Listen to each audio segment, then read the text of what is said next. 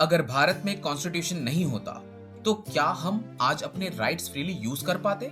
शायद नहीं। तो आज के इस वीडियो में दोस्तों जानेंगे कि कॉन्स्टिट्यूशन की जरूरत क्यों पड़ी।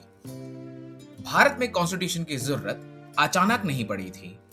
ये ब्रिटिश रूल के दौरान पैदा हुई, जब लॉस तो थे बट वो इंडियंस के लिए नहीं बल्कि अंग्रेजों के कंट्रोल करने के लिए बने थे। कोई इक्वालिटी नहीं, कोई गारंटेड राइट्स नहीं और पावर पूरी तरह रूलर्स के हाथ में। जब भारत आजाद हुआ तब सबसे बड़ा सवाल था, इतने डाइवर्स देश को कैसे चलाया जाए, क्योंकि यहाँ पर विभिन्न भाषाओं, धर्म, संस्कृति के लोग।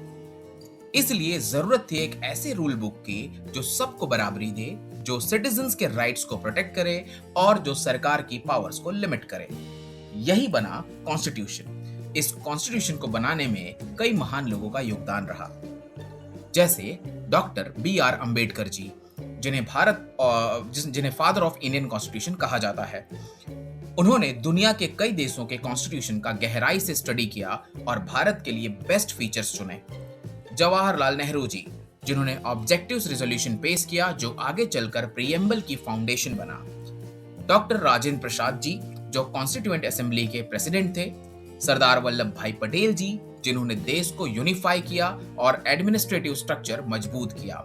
Doctor B.R. अम्बेडकर ने साफ कहा था, पॉलिटिकल डेमोक्रेसी तभी सक्सेसफुल होगी जब सोशल डेमोक्रेसी भी हो।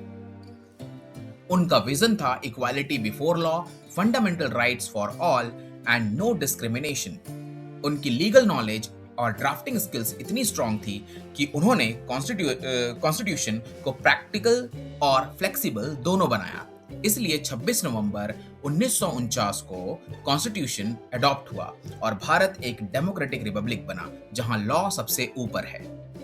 तो आई होप दोस्तों कि आप समझ गए हैं, कॉन्स्टिट्यूशन सिर्फ एक डॉक्यूमेंट नहीं है, ये देश को चलाने की बैकबोन है, रूल बुक है।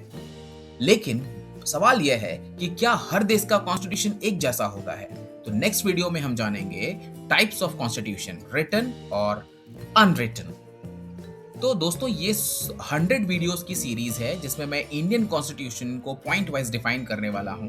तो आप प्लीज इस वीडियो को लाइक करिएगा और मेरे चैनल को सब्सक्राइब करिए, सो दैट मुझे भी मोटिवेशन मिलेगा और मैं इस चैलेंज को कंप्लीट कर पाऊंगा। Thank you so much.